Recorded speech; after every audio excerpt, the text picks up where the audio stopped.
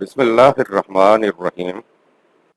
تلخیص دروس القرآن، مطالب الفرقان، سورۃ البقرہ نمبر 2، آیت نمبر 20۔ تفسیر القرآن بالقرآن از علامہ غلام احمد پرویز صاحب۔ اخذ و تلخیص محمد اکبر دکشت بھاردواج۔ نظر ثانی doctor Inam ul Haq, M Phil P H D Islamic studies. سورۃ البقرہ آیت نمبر 20۔ يكاد البرق يخطف أبصارهم كلما أضاء لهم مشوا فيه وإذا أظلم عليهم قاموا ولو شاء الله لذهب بسمعهم وأبصارهم إن الله على كل شيء قدير۔ بجلی کی چمک سے ان کی حالت یہ ہو رہی ہے کہ گویا چمک ان کی بصارت اچک لے جائے گی۔ کان اور آنکھ دونوں بند کر لیتے ہیں۔ جب ذرا چلنے کے قابل روشنی انہیں محسوس ہوتی ہے تو کچھ دور چل لیتے ہیں، اور جب اندھیرا چھا جاتا ہے تو کھڑے ہو جاتے ہیں۔ اگر اللہ کی مشیت پہلے سے یہ طے پا چکی ہوتی کہ اس قسم کی روش اختیار کرنے والوں کی سماعت و بصارت سلب کر لی جائیں تو ہم ان کی سماعت و بصارت دونوں کو سلب کر لیتے۔ ہم نے ایسا نہیں کیا کیونکہ یہ ہماری مشیت میں نہیں تھا۔ ہم نے یقیناً ہر شے اور بات کے لیے اندازے اور پیمانے پہلے سے مقرر کیے ہوئے ہیں۔ خطف، اچک کر لے جانا، یہ دوسری محسوس مثال ہے۔ عقل پر بھروسہ کرنے والوں کو جب عقل نے بتایا کہ آنکھیں اور کان بند کر لینے سے تم تباہی سے بچ جاؤ گے تو انہوں نے عقل کی عادات میں ایسا کر لیا۔ عقل کل حقیقت کو نہیں دیکھ سکتی، اس لیے صرف چند راستوں کی طرف رہنمائی کر سکتی ہے، اور ضروری نہیں کہ وہ راستے ٹھیک بھی ہوں۔ خدا کے قانون نے تو انسانوں کو چاروں طرف سے گھیرا ہوا ہے اور اس کی کل پر نگاہ ہے، اس لیے تباہی کسی راستے سے بھی آ سکتی ہے۔ عقل کی رہنمائی تو انسان کو چند فاصلے تک غلط یا صحیح راستہ بتا سکتی ہے، پھر رکنا پڑے گا۔ اگر سفر مسلسل ٹھیک منزل کی طرف کرنا ہے تاکہ دنیاوی و آخرت کی زندگیوں کی کامرانیاں حاصل ہوں تو وحی کی روشنی کی طرف آؤ، اس کے علاوہ اور کوئی راستہ نہیں۔ محدود عقل کل کے متعلق فیصلہ نہیں کر سکتی۔ کل کے متعلق فیصلہ صرف خدا کی ذات کر سکتی ہے جس کی کل پر نگاہ ہے۔ آیت نمبر 21۔ يا أيها الناس اعبدوا ربكم الذي خلقكم والذين من قبلكم لعلكم تتقون۔ اے انسانوں، اپنے نشو و نما دینے والے کے قوانین کی اطاعت کرو جس نے تم کو اور تمہارے آباء و اجداد کو پیدا کیا تاکہ تم محتاط انداز میں خطرات سے محفوظ زندگی بسر کر سکو۔ خلق، کسی چیز کو بنانے یا کاٹنے کے لیے اس کو ماپنا، اس کا اندازہ لگانا، اس کے تناسب و توازن کو دیکھنا، ایک چیز کو دوسری چیز کی مدد سے بنانا، اس کے حشو و زوائد کو دور کرنا، اور پھر اسے اندازے اور پیمانے کے مطابق اس طرح بنانا کہ اس کا توازن و تناسب درست رہے۔ بالفاظ دیگر مختلف عناصر کو نئی ترتیبیں دے کر ان سے اور چیزیں پیدا کرتے چلے جانا خلق ہے۔ خالق، پیدا کرنے والا۔ خلق لفظ بھی اسی مادہ سے ہے، یعنی اخلاق میں بھی توازن ہونا چاہیے۔ قرآن الحکیم کی پوری تعلیم نظریہ ربوبیت عالمینی کے گرد گھومتی ہے۔ طبعی ربوبیت۔ قرآن کریم کی ابتدا الحمدللہ رب العالمین سورہ 1 آیت 1 سے ہوتی ہے۔ اگر آپ معلوم کرنا چاہیں کہ قرآن کا عمود کیا ہے، اس کا بنیادی محور کیا ہے، اس کا بنیادی نقطہ کیا ہے، تو وہ ہے ربوبیت عالمینی۔ آپ دیکھیں گے کہ جس تکرار و اسرار سے رب کا تصور دہرایا گیا ہے، کوئی دوسرا تصور اتنا نہیں دہرایا گیا، بلکہ قرآن کے سارے تصورات اس مرکزی نقطہ کے گرد گھومتے ہیں۔ ربوبیت کے معنی ہے کسی شے میں جو کچھ بن جانے کے امکانات ہوں اسے آہستہ آہستہ نشو و نما دے کر وہ کچھ بنا دینا۔ مثلا آم کی گٹھلی کی ربوبیت یہ ہے کہ آہستہ آہستہ نشو و نما پا کر گٹھلی آم کا درخت بن جائے اور پھر اس میں ویسے ہی آم لگ جائے جس سے گٹھلی نکلتی ہے۔ مرغی کے چوزے کی ربوبیت یہ ہے کہ پرورش پا کر چوزہ مرغی بن جائے اور پھر اپنے جیسے چوزے پیدا کرنے لگے۔ انسان کے طبعی جسم کی یعنی انسانی بچے کی ربوبیت یہ ہے کہ بچہ جوان ہو کر بچے پیدا کرنے کا قابل ہو جائے۔ یہ عام کی، یہ مرغی کی اور انسان کی دائروی سائیکلک ربوبیت ہے، جس میں ایک زندگی ابتدا سے نشو و نما پا کر اپنے جیسا پیدا کرنے کے قابل ہوتی ہے۔ یہ طبعی ربوبیت کی منتہا ہے، اس لیے اس سے آگے طبعی زندگیاں نہیں جا سکتی، لوٹ کر اسی دائرے میں پھر سے آ جاتی ہیں۔ اس دائروی ربوبیت کے سلسلے کو توالید نو کہتے ہیں۔ ایک انسانی بچہ نشو و نما پاتا ہوا بڑھتا ہے، یہاں تک کہ ایک مقام آ جاتا ہے جب اس میں مزید بڑھوتری ختم ہو جاتی ہے۔ اس مقام پر پہنچنے کے بعد انسان اپنی بالغی کی پرداخت و خبرگیری مینٹیننس کرتا ہے۔ بچے کی منتہا یہ ہے کہ وہ اپنے جیسا بچہ یا بچے پیدا کرنے لگے۔ یہ طبعی ربوبیت کا یعنی طبعی نشو و نما کا تدریجی انداز ہے جسے ہم نے اختیار کیا ہے۔ انسانی جسم کی طبعی ربوبیت کا بنیادی مقصد انسانی ذات کی نشو و نما کرنا ہے۔ غیر مرئی ربوبیت، انسان عبارت ہے طبعی جسم اور غیر مرئی انسانی ذات سے۔ طبعی ربوبیت کا ذکر اوپر آ چکا ہے۔ جس طرح انسانی جسم کی ربوبیت ضروری ہے، اسی طرح انسانی ذات کی ربوبیت بھی نہایت ضروری ہے، بلکہ مقصود بالذات ہے ہی ذات کی ربوبیت۔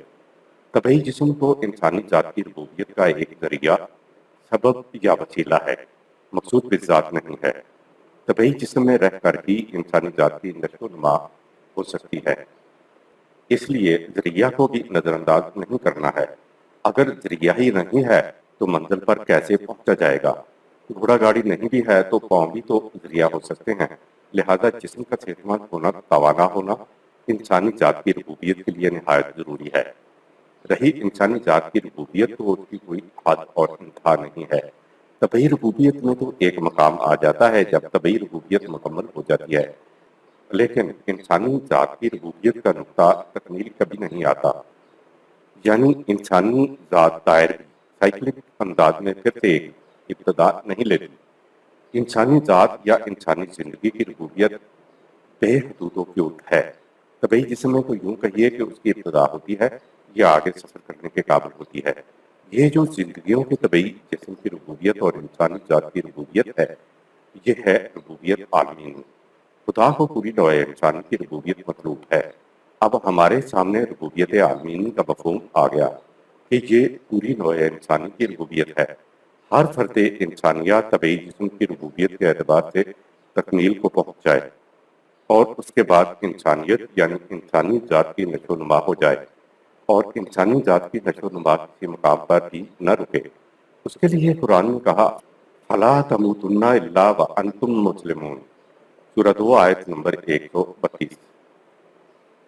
مرتے دم تک تم نے اسی انداز سے مسلم کی زندگی بسر کرنا ہے۔ یہ نہیں ہے کہ کوئی مقام آئے اور کہہ دیا جائے کہ بس اب تمہاری ذات کی تکمیل ہو گئی ہے۔ نہیں، مرتے دم تک تم نے قوانین خداوندی کے سامنے مسلم رہنا ہے، جھکے رہنا ہے۔ انسانی ذات کی ربوبیت حدود نا آشنا ہے۔ یہ تو طبعی زندگی ہے یا پھر رحبانیت کی زندگی ہے جس میں سمجھ لیا جاتا ہے کہ ہاں اب تکمیل ہو گئی۔ تکمیل کی تو بات ہی نہیں ہے۔ انسانی زندگی تو جوئے رواں ہے، آگے بڑھنا ہے، بڑھتے چلے جانا ہے، مسلسل حرکت ہے، فہم سعی و عمل ہے، متواتر جدوجہد ہے، کسی مقام پہ جا کر کھڑے ہو جانا موت ہے۔ جمود میں کھڑے ہو کر مسلم نہیں رہا جا سکتا۔ سورہ 2 آیت نمبر 132۔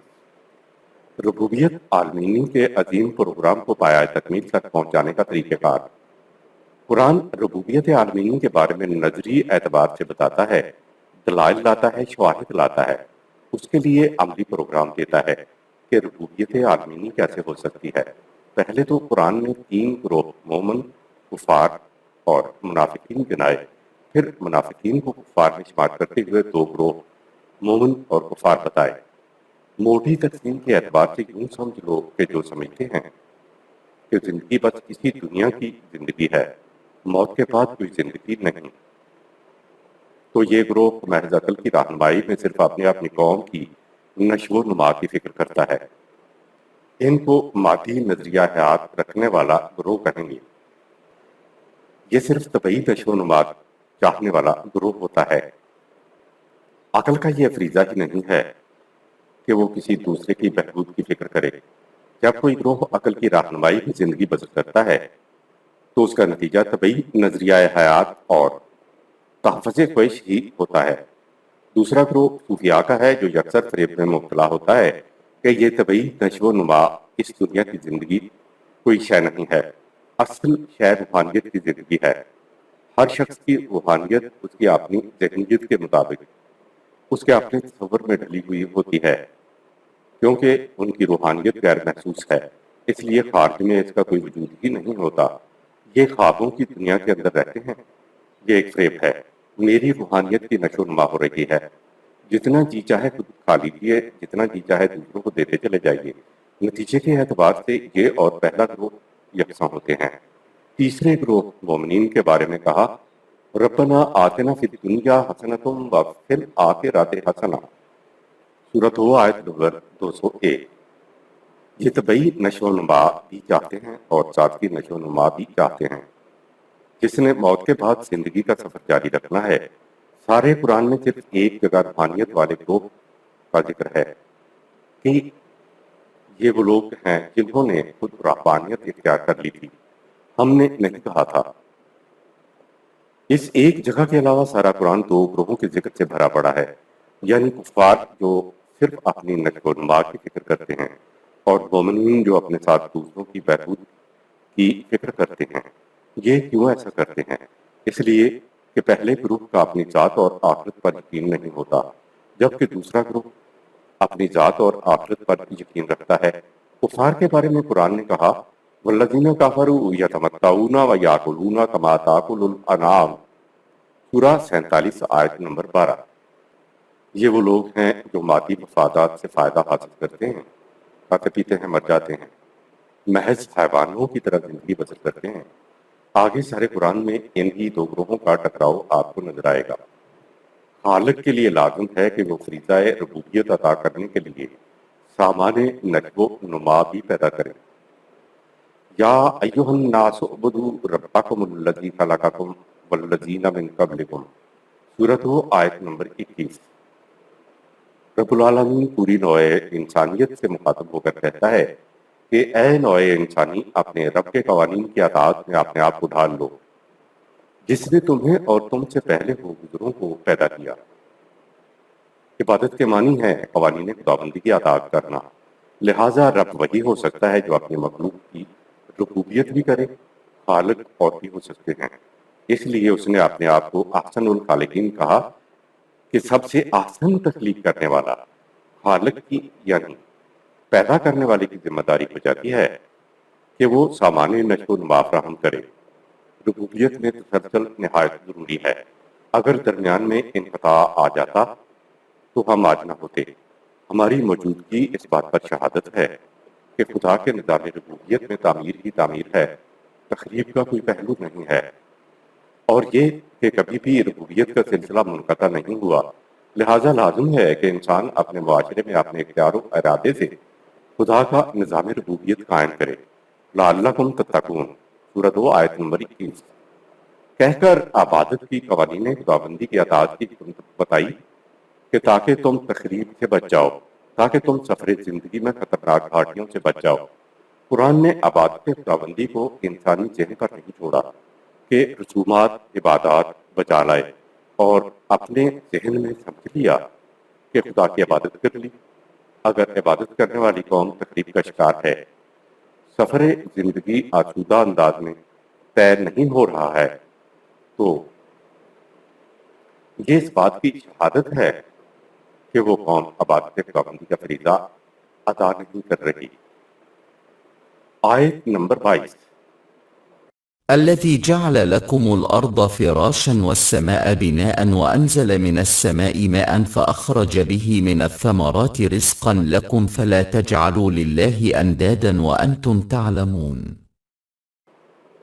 اس کے قوانین کی اطاعت کرو جس نے تمہارے لیے زمین کو پھیلا کر رہنے کے قابل بنا دیا اور آسمان کو محفوظ چھت بنایا اور بادلوں سے پانی برسایا اور اس پانی سے تمہارے رزق کے لیے فصلیں پیدا کی، تو خدا کا شریک مت ٹھہراؤ، اور تم خوب جانتے ہو کہ خدا کا کوئی شریک نہیں ہے۔ فراشن، فرش کے معنی ہے ہموار اور پر آسائش بچھونا، نیز پھیلانا بھی اس کے معنی ہے۔ سماع، بلندی، ہر وہ چیز جو ہمارے اوپر چھائی ہوئی ہو سما ہے، چھت بھی سما کہلاتی ہے، نیز بادل بھی، اس کی الٹ ارض ہے یعنی پستی۔ اندادن، ند، شریک، ہمسر، مد مقابل، بناءً، عمارت، یعنی جو چیز بھی تعمیر کی جائے اس کو بنا کہتے ہیں۔ ماءً، پانی، رزق، سامان نشو و نما، جعل، بنانا، ٹو میک۔ خدا الہ السما ہے تو ساتھ ہی الہ الارض بھی ہے، تو اے انسانوں تم قوانین خداوندی کی اطاعت کرو۔ خدا نے ربوبیت کے لیے سامان کی فراہمی کا انتظام کر رکھا ہے۔ آیات 2/21-22 کے درمیان فل سٹاپ نہیں ہے، دونوں آیات مسلسل چلتی ہیں۔ ان میں بتایا کہ خالق کی ربوبیت نے پیدا ہونے سے پہلے رحم مادر میں تمہاری پرورش کا انتظام کر دیا، اور پھر پیدا ہونے کے بعد اس نے سامان نشو و نما کو زمین میں پھیلا دیا۔ یہ زمین دونوں کام آ رہی ہے، یعنی رہائش کے لیے نہایت عمدہ فرش ہے، اور سامان نشو و نما کے خزانے اس میں بھر دیے گئے ہیں۔ آسمان کی محفوظ چھت اور بارش کا نظام فصلیں اگا کر تمہاری ربوبیت کا فریضہ سر انجام دے رہے ہیں۔ اب امید ہے سمجھ آ گیا ہوگا کہ قرآن نے الناس کہہ کر کیوں مخاطب کیا ہے۔ کسی خاص گروہ کو مخاطب نہیں کیا، بلکہ کافر اور مومن دونوں کے لیے اور ان کے بچوں کے لیے بھی خدا ربوبیت کا فریضہ ادا کر رہا ہے۔ زمین میں اور زمین پر بکھرا خدا کا دسترخوان رزقًا لکم ہے، یعنی تم سب نوع انسانی کے لیے لکم مجموعہ ہے لام اور کم کا۔ لام کے معنی ہے فائدہ اور ملکیت۔ جب لام مخلوق کے لیے آئے تو معنی ہوتے ہیں فائدہ اٹھانا، یعنی رزق تم سب کے فائدے کے لیے دیا گیا ہے، اور جب لام خدا کے لیے آئے تو معنی ملکیت کے ہوتے ہیں۔ مثلاً وَلِلَّهِ مَا فِي السَّمَاوَاتِ وَمَا فِي الْأَرْضِ، سورۃ 53 آیت نمبر 31۔ للہ میں لام ملکیت کے لیے آیا ہے، اور معنی ہوں گے جو کچھ آسمانوں اور زمین میں ہے وہ سب اللہ کی ملکیت ہے۔ وَأَنْتُمْ تَعْلَمُونَ، سورۃ 2 آیت 22۔ اور جب تم جانتے ہو کہ سامان چیز کسی کی ملکیت نہیں ہو سکتے، تو پھر خدا کے ہمسر کیوں بناتے ہو، کھینچا تانی کیوں کرتے ہو، سارے انسانوں کی طرف رزق کو کیوں نہیں جانے دیتے، اپنے لیے سمیٹ کیوں لیتے ہو۔ ند کا مفہوم فلا تجعلوا للہ اندادا، سورہ 2 آیت 22۔ خدا کے ساتھ تم اور انداد نہ بناؤ۔ ند کی جمع انداد ہے۔ اس لفظ میں اس قسم کے برابر کا مفہوم ہے کہ ایک طرف کو کھینچے اور دوسرا دوسری طرف کو کھینچے۔ کہا کہ یہ نہ کرو۔ سامان نشو و نما اس لیے دیا کہ ربوبیت عالمینی ہو جائے۔ جو کچھ ہم نے دیا ہے اس میں ہر بچے کا سامان نشو و نما ہے۔ سامان نشو و نما کی بات کر کے یہ الفاظ اس لیے کہے کہ ہم تو اپنی ربوبیت کے تقاضے کی روح سے سامان نشو و نما کو ہر بچے کی طرف کھینچ رہے ہیں۔ تم کہیں کوئی ایسا نظام یا کوئی ایسا ذریعہ نہ بنا لینا کہ سامان نشو و نما کو اور طرف کھینچ کر لے جاؤ۔ اگر تم نے ایسا انتظام کیا تو یہ خدا کے شریک بنانا ہے۔ ان الفاظ کے معنی یہ نہیں ہے کہ تم بتوں کی پوجا نہ کرو۔ اگر سارے انسان بتوں کی پوجا کرنے لگیں تو خدا کا کیا سنور جائے گا، اور اگر نہ کریں تو اس کا کیا بگڑ جائے گا۔ قرآن انداد کہتا ہے کہ کوئی ایسی بات نہ کرو کہ جدھر ہم سامان ربوبیت کو کھینچ کر لے جانا چاہتے ہیں تم اسے کسی دوسری طرف کھینچ کر لے جاؤ۔ اس کھینچا تانی کو عربی میں ند کہتے ہیں، جس سے قرآن منع کرتا ہے۔ خدا اپنے قانون کی روح سے جس طرف سامان نشو و نما کو لے جانا چاہتا ہے، تم اپنے اختیار و ارادے سے اسے کھینچ کر دوسری طرف لے جاؤ گے تو یہ شرک ہوگا۔ انسان کے اختیار و ارادے کے سبب اس کو خود قوانین خداوندی کے مطابق اپنے معاشرے میں نظام ربوبیت کو قائم کرنا ہوگا۔ دیگر اشیائے کائنات میں تو اختیار و ارادہ نہیں ہے، اس لیے وہاں تو نظام ربوبیت از خود جاری و ساری ہے۔ انسان کو اپنے اختیار سے نظام ربوبیت قائم کرنے کے لیے خدا نے وحی کے ذریعے قوانین عطا کر دیے تاکہ انسان کائنات میں از خود جاری و ساری نظام ربوبیت سے اپنے آپ کو ہم آہنگ کر لے۔ انسان مالدار تبھی بنتا ہے جب وہ دوسروں کے حصے کے سامان نشو و نما کو سمیٹ لیتا ہے۔ ضرورت مندوں کے لیے سامان نشو و نما کو روک لینا کفر ہے، شرک ہے۔ جو کچھ خدا نے پیدا کیا ہے وہ سارا ضرورت مندوں کے لیے یکساں کھلا ہوا ہونا چاہیے۔ سوال للسائلین سورہ 41 آیت نمبر 10 کا یہی مفہوم ہے۔ آیت نمبر 23 وَإِن كُنتُمْ فِي رَيْبٍ مِّمَّا نَزَّلْنَا عَلَى عَبْدِنَا فَأْتُوا بِسُورَةٍ مِّن مِّثْلِهِ وَادْعُوا شُهَدَاءَكُم مِّن دُونِ اللَّهِ إِن كُنتُمْ صَادِقِينَ۔ اگر تمہیں اس بات میں شک و اضطراب ہے یا کوئی نفسیاتی الجھن ہے کہ سب کچھ کو خدا کی ملکیت قرار دینے والا یہ ضابطۂ حیات قرآن جو ہم نے اپنے بندے پر اتارا ہے ہماری طرف سے ہے یا نہیں، تو اس کی مانند ایک ہی صورت بنا لاؤ۔ اللہ کو چھوڑ کر اپنے سارے حمایتیوں اور مددگاروں کو بھی اس کام میں مدد کے لیے بلا لو۔ یہ کام کر کے دکھاؤ اگر تم اپنے دعوے میں سچے ہو۔ عبد برضا و رغبت خدا کا محکوم، مطیع، فرمانبردار اور غلام ہو جانا۔ صورت بلندی برتری، شرف و فضیلت، سطوت و شوکت، جاہ و جلال، زور و دبدبہ، نیز وہ عمارت جو خوبصورتی کے ساتھ منزل بمنزل آسمان کی طرف بلند ہو، ایسی عمارت کی ہر منزل کو صورت کہا جاتا ہے۔ اس اعتبار سے قرآن ایک عمارت ہے جو انتہائی زیبائی اور رعنائی لیے ہوئے بتدریج بلند ہوتی چلی جاتی ہے۔ قرآن کی ہر منزل کو صورت کہتے ہیں۔ شہید، گواہی دینے والا، نگران و فیصلہ کرنے والا۔ کیا یہ دعویٰ کہ سامان نشو و نما ذاتی ملکیت میں نہیں ہو سکتا خدا کی طرف سے ہے؟ پرانے زمانے سے چلا آ رہا ہے کہ لوگ چیزوں کو اپنی ذاتی ملکیت میں لے لیتے ہیں اور انہیں اپنے لیے وقف کر لیتے ہیں۔ ایک نئی چیز کہی جا رہی ہے کہ سامان نشو و نما ذاتی ملکیت میں نہیں لیا جا سکتا۔ یہ بات رسول اپنی طرف سے نہیں کہہ رہا بلکہ وہ خدا کہہ رہا ہے جس کی ملکیت میں ہر چیز ہے۔ سوال پیدا ہوا کہ کیا یہ رسول خود اپنی طرف سے تو یہ نہیں کہہ رہا ہے؟ کہا کہ اگر یہ خیال تمہارے دل میں پیدا ہو تو رسول بھی انسان ہے تو تم ایک ہی صورت کے مثل بنا کر لاؤ۔ جب بنا کر نہیں لا سکو گے تو تمہیں معلوم ہو جائے گا کہ واقعی یہ خدا کی طرف سے کہا جا رہا ہے۔ ایک اور مقام پہ کہا کہ صحرائی اور شہری آبادیاں بھی اگر مل جائیں اور وہ ایک دوسرے کی مدد کرتے ہوئے کوشش کریں کہ اس قرآن کی مثل کوئی قرآن لے آئے تو وہ نہیں لا سکیں گے۔ سورہ 17 آیت 88۔ قرآن نے صرف یہ نہیں کہا کہ تم ایسا کرو بلکہ کہا کہ تم ایسا نہیں کر سکو گے۔ ایک دوسرے مقام پہ کہا کہ تم اس کی 10 صورتوں کے برابر مثل لا کر دکھاؤ۔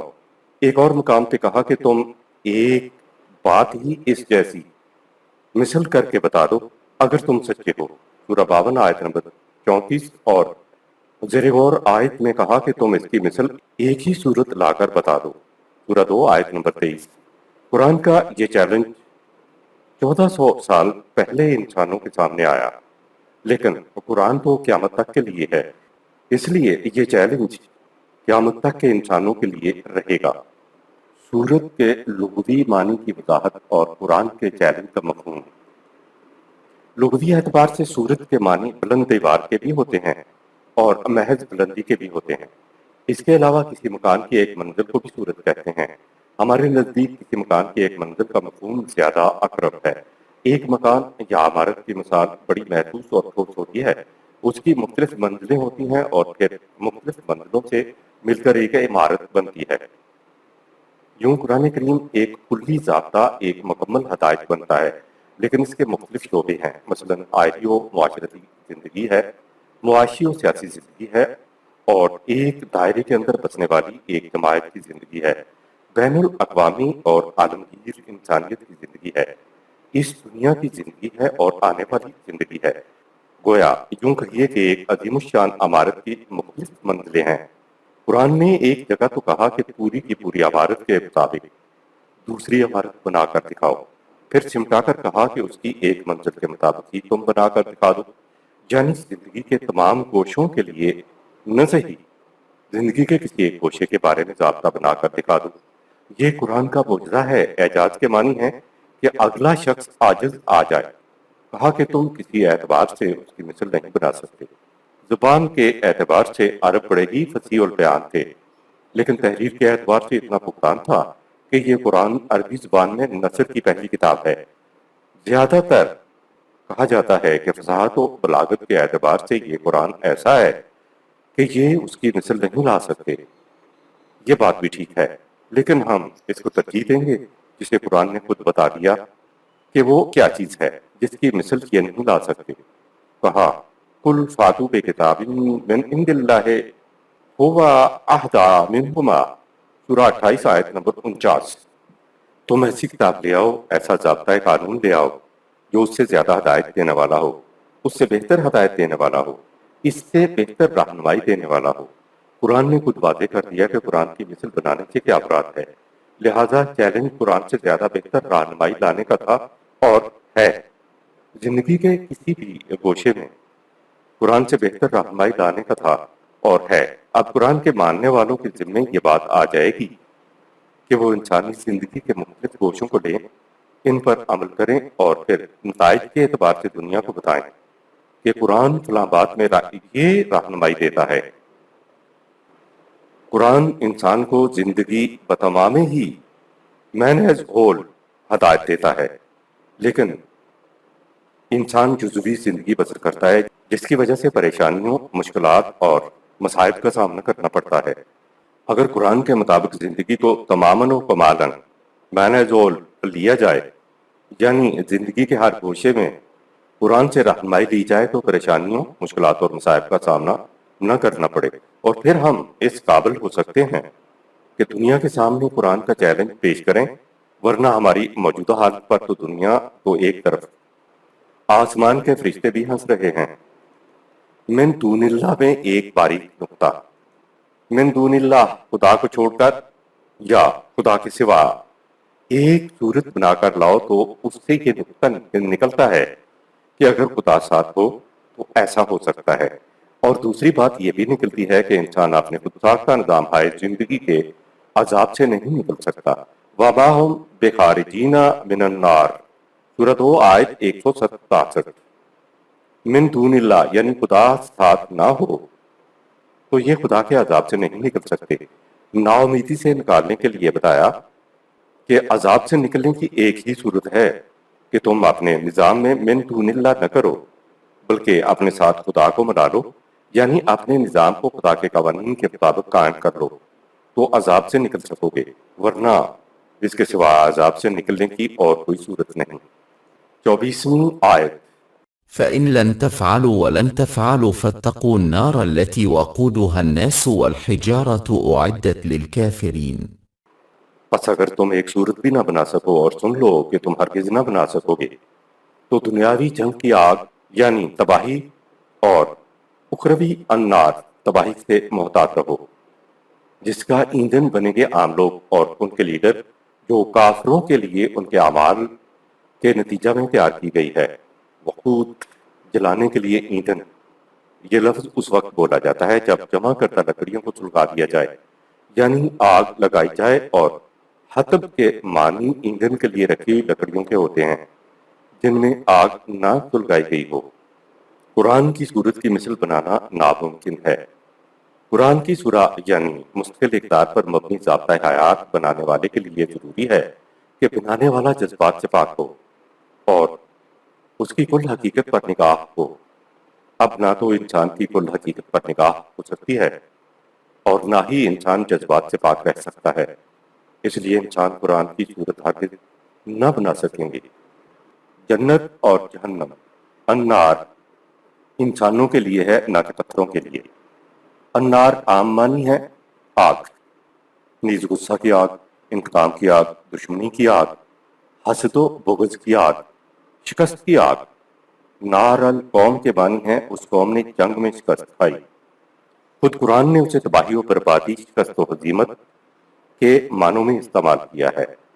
قرآن میں عام طور پر النار سے مراد جہنم ہے، جہاں انسانیت جلائی جاتی ہے۔ نیز النار کے معنی ہیں دل کی ریختگی۔ دیکھیے سورہ 104 آیت نمبر 6 تا 7۔ تباہی کے کنارے پر ہونا، دیکھیے سورہ 9 آیت نمبر 109۔ عذاب کی کیفیت میں ہونا، دیکھیے سورہ 9 آیت نمبر 110۔ اگر النار کے متعلق یہ سمجھا جائے کہ جن لوگوں کو چیلنج تھا صرف ان کے لیے کہا گیا ہے کہ ان کے لیے النار ہے، تو عربوں کے ہاں النار کے معنی جہنم کے علاوہ جنگ کے بھی ہیں۔ فَاتَّقُوا النَّارَ الَّتِي وَقُودُهَا النَّاسُ وَالْحِجَارَةُ، سورہ 2 آیت نمبر 24۔ کا عمومی ترجمہ ہے بچوس آگ سے جس کا ایندھن انسان اور پتھر ہیں۔ اس ترجمے میں ایک مشکل ہے کہ انسانوں کو تو ان کے غلط اعمال کی وجہ سے آگ میں جھونکا جائے گا، لیکن کوئی پوچھ سکتا ہے کہ پتھروں نے کون سے غلط اعمال کیے ہیں جن کی وجہ سے ان کو آگ میں جھونکا جا رہا ہے، اور یہ کہ پتھروں کو آگ میں ڈالنے کا فائدہ کیا ہے؟ اگر وہ عدت للکافرین پر غور کر لیا جاتا تو قرآن تو خود کہہ رہا ہے کہ النار کو کافروں کے لیے تیار کیا گیا ہے۔ پتھر کافر اور مومن نہیں ہوتے۔ اگر کہا جائے کہ الحجارہ سورہ 2 آیت 24 سے مراد پتھر کی مورتیاں ہیں، تو پھر بھی سوال پیدا ہوتا ہے کہ مورتیوں نے کون سا گناہ کیا ہے؟ سنگ تراش پتھر سے مورتی تراش دیتا ہے اور وہ کسی پتھر سے حجر اسود کو تراش دیتا ہے۔ مورتی جہنم میں اور حجر اسود کا جنت میں بلند مقام۔ کافر اور مومن کا اطلاق تو انسانوں پر ہوتا ہے۔ کہا فَمَنْ شَاءَ فَلْيُؤْمِنْ وَمَنْ شَاءَ فَلْيَكْفُرْ، سورہ 18 آیت نمبر 29۔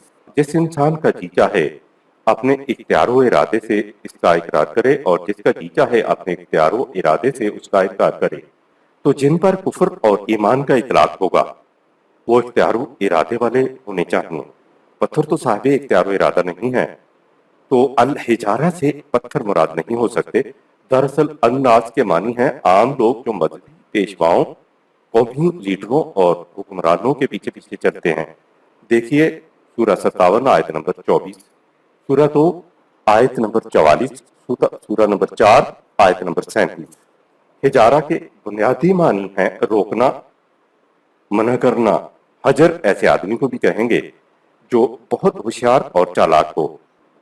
ایسے لوگوں کو قرآن نے ذی الحجر کہا ہے، یعنی ارباب دانش و بینش جو چالاک و ہوشیار ہوں، اور یہ مذہبی پیشوا، قومی لیڈر یا ارباب اقتدار ہی ہوتے ہیں۔ الناس والحجارہ کے معنی ہیں عوام اور ان کے لیڈر۔ پتھر کو بھی حجر اس لیے کہتے ہیں کہ وہ راستے میں رکاوٹ بنتا ہے۔ حجارہ کے معنی عقل کے بھی ہوتے ہیں جو بتاتی ہے کہ کب اور کہاں جا کے رکنا ہے۔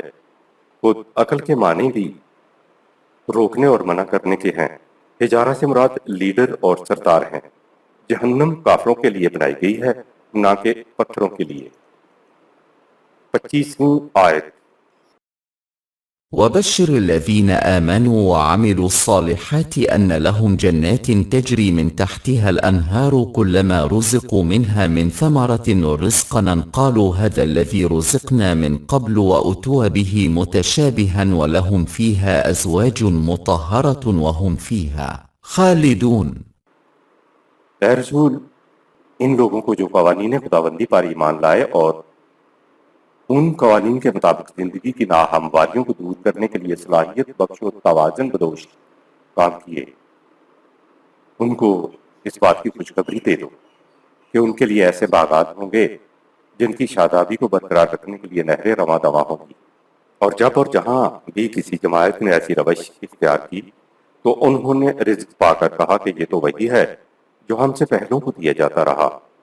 ان سے کہا جائے گا نہیں، یہ ہو وہی نہیں، البتہ ان کے پیکر زمانے کے بدلتے ہوئے تقاضوں سے ملتے جلتے ضرور ہیں۔ اور جب تک اس روش کا حامل معاشرہ قائم رہے گا، ان کے لیے طبیعت میں ہم آہنگ پاکیزہ سیرت کے حامل ہم سفر ساتھی ہوں گے، اور قوانین خداوندی سے جڑے رہنے سے وہ ایسے ماحول میں ہمیشہ رہیں گے۔ تجری من تحتہا الانہار، یہ عربوں کے ہاں ایک محاورہ ہے۔ عرب محاورے کے طور پر ان باغات کے لیے جو سرسبز و شاداب ہوں، یا سیراب کھیتوں کے لیے جو سرسبز و شاداب ہوں، یا سدا بہار زندگی کے لیے تجری من تحتہا الانہار بولتے تھے، کیونکہ سرسبزی اور شادابی کے لیے رواں پانی کی ضرورت ہوتی ہے، اس کے بغیر سرسبزی پیدا نہیں ہو سکتی۔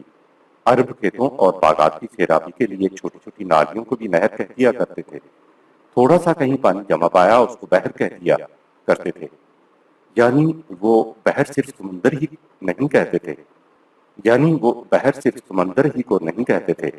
دوسرے مقام پہ تجری من تحت الانہار کی تشریح کے لیے کہا وَكُلُهَا دَائِمٌ وَذِلُّهَا، سورہ 13 آیت نمبر 35، جن کے سایوں میں دوام ہوگا، یہ ہمیشہ رہیں گے۔ جنت و جہنم کا دار و مدار انسانوں کے اس نظام سے وابستہ ہے جو وہ خود قائم کرتے ہیں۔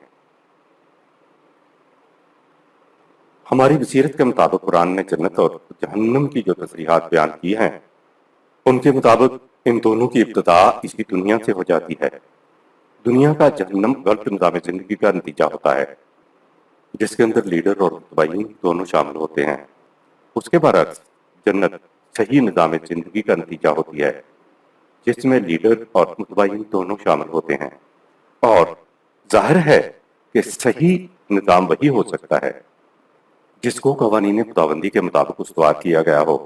آپ نے دیکھا قرآن اس آیت میں النار یعنی عذاب جہنم کے مقابلے میں جنت کو لے آیا، کہا وَبَشِّرِ الَّذِينَ آمَنُوا وَعَمِلُوا الصَّالِحَاتِ أَنَّ لَهُمْ جَنَّاتٍ تَجْرِی مِن تَحْتِہَا الْأَنْہَارُ، سورہ 2 آیت نمبر 25۔ ان لوگوں کو جو قوانین خداوندی پر ایمان لائے اور ان قوانین کے مطابق زندگی کی ناہمواریوں کو دور کرنے کے لیے صلاحیت بخش و توازن بدوش کام کیے، ان کو اس بات کی خوشخبری دے دو کہ ان کے لیے ایسے باغات ہوں گے جن کی شادابی کو برقرار رکھنے کے لیے نہریں رواں دواں ہوں گی۔ جنت کے لیے شرط بتا دی، ایمان اور اعمال صالحہ، یعنی جو قوم ضابطۂ خداوندی کے مطابق زندگی بسر کرے گی اس کا نتیجہ اس دنیا میں بھی جنت ہے اور آخرت میں بھی جنت ہے۔ اوپر آیت میں جہنم کے لیے شرط بتا دی، قوانین خداوندی کے خلاف نظام میں زندگی بسر کرنے کا نتیجہ اسی دنیا میں جہنم ہے۔ جنت قرآن کریم کی معطل اصطلاح ہے، اس سے سارا قرآن بھرا پڑا ہے۔ لفظ استعمال ہوا ہے جنات، سورہ 2 آیت 25، جو جمع کا صیغہ ہے۔ پہلی جنت تو اسی دنیا کی جنت ہے، کیونکہ زندگی اسی دنیا میں ختم نہیں ہوتی، موت کے بعد آگے بھی چلتی ہے، تو دنیاوی جنت کا تسلسل آخرت کی جنت ہے۔ یوں دو جنتیں ہوئیں۔ اس کے لیے کہا وَلِمَنْ خَافَ مَقَامَ رَبِّهِ جَنَّتَانِ، سورہ 55 آیت 46، جس کو اپنے رب کے سامنے کھڑے ہونے کا خیال ہے اس کے لیے دو جنتیں ہیں۔ نظام خداوندی ہو یا باطل نظام، دونوں کو انسان اپنے اختیار و ارادے سے خود قائم کرتا ہے۔ انہی نظاموں کے اندر زندگی بسر کرنے کا نتیجہ اس دنیا میں جنت و جہنم پوشیدہ ہوتا ہے، کیونکہ غلط یا صحیح نظام کے نتائج سب کو پہنچ رہے ہوتے ہیں۔ زوج کا مفہوم وَلَهُمْ فِيهَا أَزْوَاجٌ مُطَهَّرَةٌ، سورہ 2 آیت 25، ان کے لیے طبیعت میں ہم آہنگ پاکیزہ سیرت کے حامل ہم سفر ساتھی ہوں گے۔ ہر ساتھی اطہر ہوگا، پاکیزہ ہوگا۔ زوج کے معنی بیوی نہیں ہے، اس کے معنی ہے ایسا رفیق یا ایسے رفیق جن کے ساتھ ملے بغیر اپنی تکمیل نہ ہو سکے، یعنی کمپلیمنٹری ٹو ایچ ادر۔ گاڑی کے دو پہیے ایک دوسرے کے زوج ہوتے ہیں۔ اگر گاڑی کا ایک پہیہ نہ ہو یا خراب ہو تو دوسرا پہیہ کوئی نتیجہ نہیں دے سکتا، بیکار ہو جاتا ہے۔ وَعَمِلُوا الصَّالِحَاتِ کا مفہوم انسان کا ایسا کچھ کرنا جس سے دوسرے انسان یا انسانوں کا حسن کارانہ انداز میں توازن قائم ہو جائے، معاشرے کی ناہمواریاں دور ہو جائیں۔ ایسے کام جن کو کرنے سے انسان کی مضمر صلاحیتیں، جسم اور ذات کی صلاحیتیں بیدار ہو جائیں اور وہ زندگی کی ارتقائی منازل طے کر سکیں، نیز جن کاموں سے معاشرے کا حسن و توازن قائم رہے اور ناہمواریاں دور ہو جائیں، اعمال صالح کہلاتے ہیں۔ یہ کام قوانین خداوندی کی دل کی گہرائیوں کے ساتھ اطاعت کرنے اور ان سے ہم آہنگ ہونے سے ہوتا ہے۔ انسان کے جن اعمال سے کسی دوسرے انسان کو فائدہ نہ پہنچے وہ اعمال کے زمرے میں تو شامل ہوں گے، لیکن اعمال صالح نہیں ہوں گے، اور جنت ملے گی اعمال صالح کے بدلے میں۔ مذہبی رسومات جن کو ادا کر لینے کے بعد سمجھا یہ جاتا ہے کہ مجھے اس کردہ عمل سے قیامت کے دن فائدہ پہنچے گا، تو ان کا شمار اعمال میں تو ہوگا، لیکن اعمال صالحہ میں ان کا شمار نہیں ہوگا، کیونکہ مذہبی رسومات کے ادا کرنے سے کسی دوسرے انسان کو کوئی فائدہ نہیں پہنچتا۔ ذاتی مفاد کے حامل اعمال کو اعمال صالحہ میں شمار نہیں کیا جا سکتا جب تک بالحق عمل کا فائدہ کسی دوسرے کو نہ پہنچے۔ جنت کا مفہوم، جنت کے معنی ہے چھپا لینا۔ باغ جس کی روئیدگی نے، سرسبزی نے زمین کو ڈھانپ لیا ہو، اس کو بھی عرب جنت کہتے تھے۔ آخرت کی جنت کا ذکر قرآن میں تمثیلی اور تشبیہی انداز میں ہے۔ جنت کسی مقام کا نام نہیں ہے بلکہ کیفیت کا نام ہے۔ سورہ 3 آیت 132، سورہ 57 آیت نمبر 21۔ کوئی انسان اس دنیا کے شعور کی سطح پر اخروی جنت یا جہنم کی حقیقت کو نہیں جان سکتا۔ خدا نے صالح معاشرہ کو ایک سرسبز و شاداب باغ جنت سے اور ان کے اعمال حسنہ کی نتائج کو لذیذ پھلوں سے تشبیہ دی ہے، کیونکہ بلند حقائق کو محسوس تشبیہات سے سمجھا جا سکتا ہے۔ دنیا و آخرت کی جنت میں خدا کا نظام وقت کے بدلتے تقاضوں کے مطابق رزق دے گا۔ کلما رزقوا منہا من ثمرۃ رزقا قالوا ھذا الذی رزقا من قبل واوتوا بہ متشابہا، سورہ 2 آیت 25۔ جب بھی انہیں رزق دیا جائے گا تو وہ کہیں گے یہ تو وہی ہے جو ہم سے پہلوں کو دیا جاتا رہا۔ ان سے کہا جائے گا کہ نہیں، یہ ہو وہی نہیں ہے، البتہ ان کے پیکر زمانے کے بدلتے ہوئے تقاضوں سے ملتے جلتے ضرور ہیں۔ سب جانتے ہیں کہ زمانہ تو مسلسل چلا جا رہا ہے، 1400 سالوں میں ہر چیز ہر آن زمانے کے تقاضوں کے مطابق بدلتی رہی ہے۔ ایک انسان کی زندگی کے اندر زمانے کے تقاضے حالات کے ساتھ ساتھ بدلتے چلے جاتے ہیں۔ بچوں کا تقاضا دودھ کا ہوتا ہے، کچھ عمر بڑھی تو ٹھوس غذا کی ضرورت ہوتی ہے، یہاں تک کہ دودھ کا تقاضا ایک وقت ختم ہو جاتا ہے اور بچہ ٹھوس غذا پر آ جاتا ہے۔ قرآن یہ کہہ رہا ہے کہ نظام خداوندی کے جس دور کے اندر انسان کو سامان نشو و نما دیا جائے گا تو وہ کہیں گے کہ ایسا سامان نشو و نما تو ہم سے پہلے ہو گزروں کو بھی دیا جاتا رہا تھا۔ ان سے کہا جائے گا کہ نہیں، یہ تمہارے زمانے کے تقاضوں سے ملتا جلتا رزق ہے جو تمہیں دیا جا رہا ہے۔ رزق بہرحال ذریعہ نشو و نما ہے۔ عربی میں رزق اس کو کہتے ہیں جس سے انسان کی جسمانی اور ذاتی صلاحیتیں نشو و نما پائیں، لیکن رزق کے لیے ان کے ہاں 2 شرطیں ہیں کہ وہ بقدر ضرورت ملے اور پر وقت ملے۔ اگر رزق پر وقت اور بقدر ضرورت نہ ملے تو عرب اس کو رزق کہتے ہی نہیں۔ 1400 سال پہلے بھی رزق نشو و نما کے کام آتا تھا اور آج بھی اس کا یہی مقصد ہے، لیکن آج رزق کی شکلیں بدلی ہوئی ہیں۔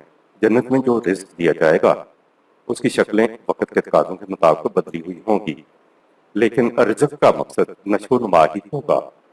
یہ بات یاد رہے کہ طبعی زندگی کی جس قدر آسائشوں کی آرائشوں کی ضرورت ہے وہ سب اس دنیا کی جنت میں آ جاتی ہیں، لیکن جن چیزوں کا نام لے کر ذکر کیا گیا ہے وہ ہیں جو قرآن کے اولین مخاطب قوم کی نگاہوں میں زندگی کی خوشگواریاں، سرفرازیاں، شادابیاں اور سیرابیاں تھیں۔ مثلا ٹھنڈے صاف پانی کے چشمے، باغات، پھلوں سے لدے ہوئے درخت، وہ پھل ایسے کہ جو ہر ایک کی جھولی میں آ جائیں، پرندوں کے گوشت، آب رواں کے کنارے صوفے بچھے ہوئے قالین، حریر و اطلس کے پردے، چاندی سونے کے ضرور۔